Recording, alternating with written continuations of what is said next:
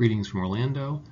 My topic for this week's presentation is a study published online in Clinical Innovation entitled Physicians Are Unhappy with EMR Design. This seemed to correlate to some of our readings in our textbook this week. This was related to implementation of electronic health records, and there was a section indicating the benefits of EMR or EHR and the satisfaction of physicians, patients, and facilities with them. This was actually in contrast to my personal experience, having gone through implementation of EMR at several facilities over the last decade. The text that we have on page 79 states in a 2008 National Survey of Physicians, 90% of providers using electronic health records reported they were satisfied or very satisfied with them. This was published by DeRoche in New England Journal of Medicine in 2008.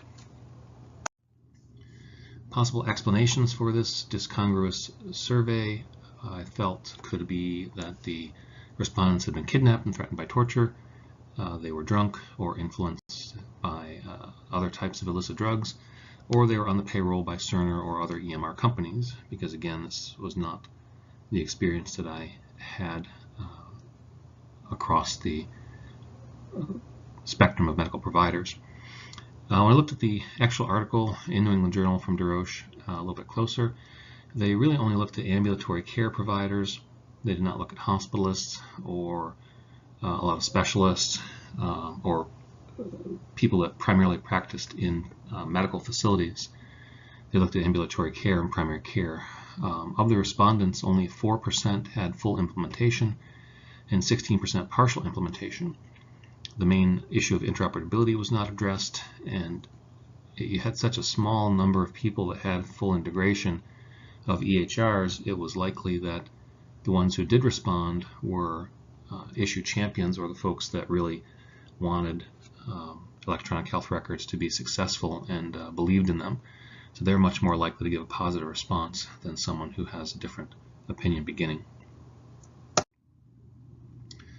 The better survey that's related to the article from 2018 September was an email questionnaire sent to 88% of practicing physicians in the United States. That was over 700,000 physicians.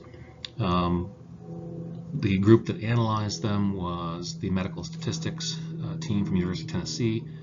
They had nothing to do with really healthcare and nothing to do certainly with EMR implementation, so it was a completely unbiased group. Again, there was still a very small number of respondents, but this is actually greater than the number that responded to the DeRoche study percentage-wise.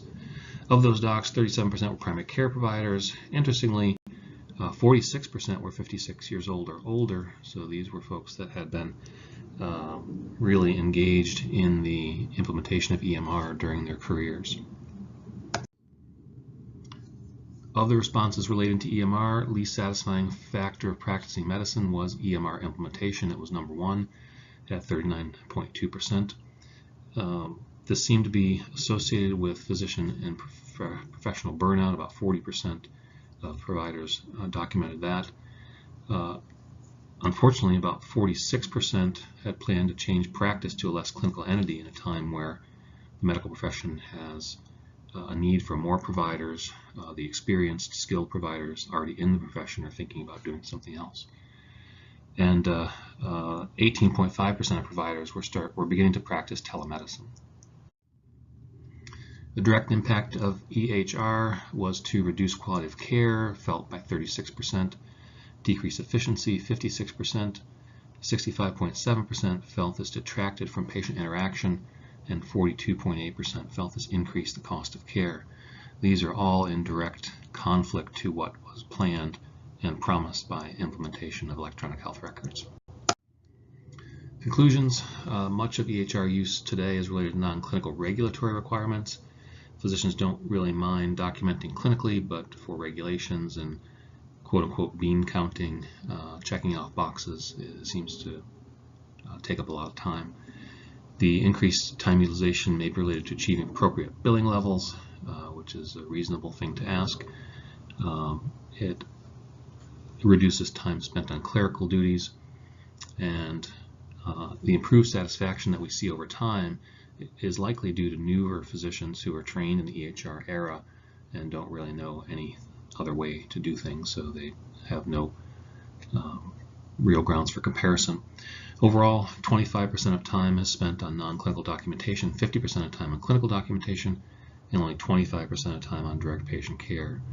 About 80% of time was spent on direct patient care less than 2 decades ago.